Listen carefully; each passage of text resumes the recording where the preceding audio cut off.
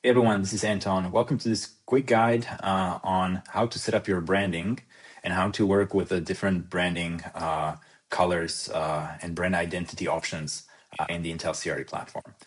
To set up your branding, one needs to navigate to the platform settings and then to branding. And you can see that we have multiple logos that are used in multiple different places. We have colors such as primary, secondary, background color, text color, color gradients, as well as fonts and some other settings. So first of all, if you are a member of any of the common brokerages, you can use the select brokerage branding on the top right to very quickly set up the branding for your brokerage firm with the colors, with the logos included. If not, you can simply upload the logos into these places. So in-app logo appears in interfaces such as the when you share a flipbook with somebody, and they open it up in the proprietary Intellcre interface, your logo would be there on the top left side. You then have a horizontal logo that is used on white backgrounds. So an example of this is here on my second page of my brochure. I have a white background, or if you don't have a background color set, it's automatically going to be white. And you see the Intellcre logo appears there. That is the horizontal logo here. Then we have a white horizontal logo, which is going to appear on darker backgrounds. You can see that on the very first page of the brochure, on the left, we have this dark purple area, and the white logo appears, the white Intellcre logo appears there. Similarly, on the section divider page, introducing the asset section, on the bottom there, we have the white logo applied there. Next, those are the logos. Next, we have our colors. So the primary color is going to be used in any branded client-facing interface, such as a property website, deal box, brochure, flipbook. The primary color is also used as a background color in marketing assets, unless a different marketing background color is set, which means that in this case, we see that in the executive summary page, the block on the top is in this primary color. So let me go back to the colors. Secondary color is the color that sort of supports the primary color and it defines, together with the primary color, usually defines the overall brand identity. This is used in marketing materials for visual elements, such as bullet points, pro forma numbers in tables, as well as secondary chart colors. Let's look at the example of this. So you see the primary color, property highlights, is in the primary color, and the bullet points below it are in this secondary color. We can also look at this, an example of this in the tables and the charts, where the secondary darker color appears usually with the pro forma numbers. And up here we can see these visual elements on the top left corner of the page. They are in the secondary color, whereas the page titles themselves are in the primary color. Then we have section divider background color. So this is used in marketing materials as the background for sections and content blocks. If this color is not selected, the primary color is applied. So if we look at the example of this brochure, we do have this section background color set. That is the color of this block on the right side of the section divider pages. Also, this block or this area on the title page. This is the section divider background color that we set, because if we haven't done that, the primary color, which is a much brighter purple or blue, would be in these places. Then we have option to select background color. In case we prefer to have a dark theme for the marketing assets, or maybe a black background color or any other dark background color, we can set it up here. If we don't set this background color, it usually defaults to white. But this is where you can completely invert the colors of your marketing assets if you choose a black background color, for instance. The text color, of course, if we are on a white background or very light background, the text color is usually dark. So for instance, white background, black text color, but when we invert the colors, having a very dark background, the text color should automatically switch and invert to a very light color. But in case it doesn't, you can always set it up to white or some other light color of your choosing.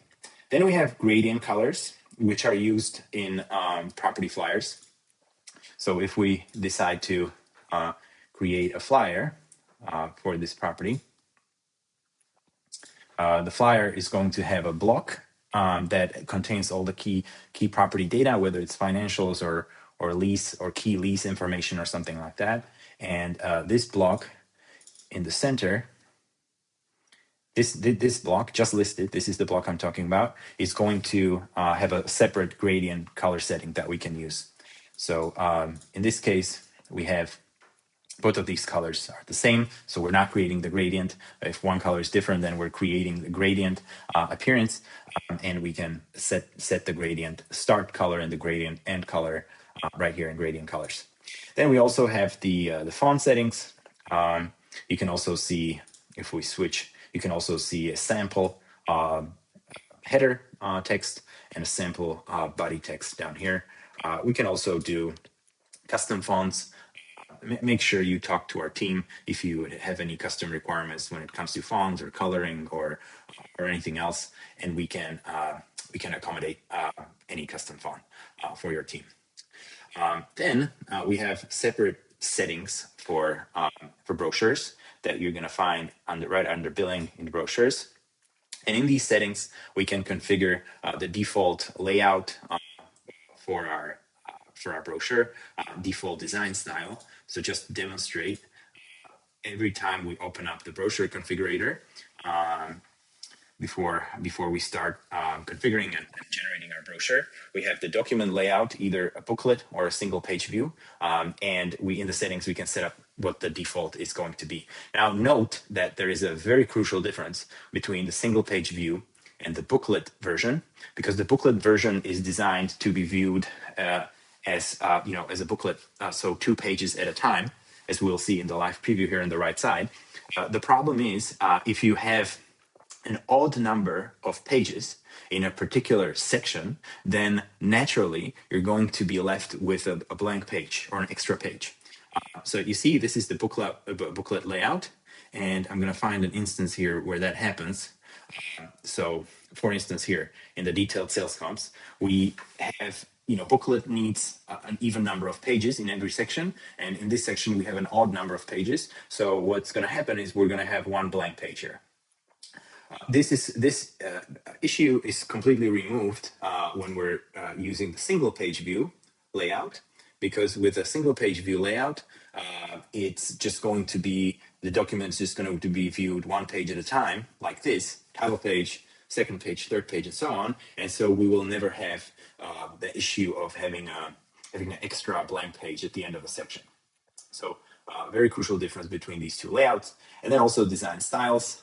So this is the minimal. Then we have the colorful design style, which is much more heavier in terms of usage of the colors. And we also have custom design styles that we usually configure per each team or company. We can do any custom design style.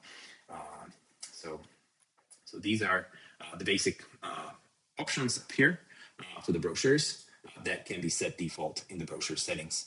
We can also do a background pattern. So if you like to have a certain pattern displayed throughout your brochure, this is where you can upload that pattern. Make sure to prove the outcome before you start generating brochures with background pattern. You can also talk to our team, and our designers can help you configure the background pattern so that it has the best visual appearance. Then we have settings for the minimal and colorful templates or design styles separately. So as you can see here, this is you can see a preview of what the section divider pages look like for the two design styles. You can control the opacity of the color block here and you can set a default opacity. And you can also add a pattern just to the section divider pages. So if you just prefer to have a pattern on the section divider pages, this is where you can upload your patterns. Note that for dark backgrounds, a light pattern is usually what we're after, and for light backgrounds, a very light, the darker but still very light pattern is advised for the best possible results. So there you have it, branding settings and how to set up your branding, colors, logos. We also have some settings for brochures and for the two main design styles separately. And if you need any help setting up your branding, setting up your colors, don't hesitate to talk to our team, and we'll be more than happy to assist.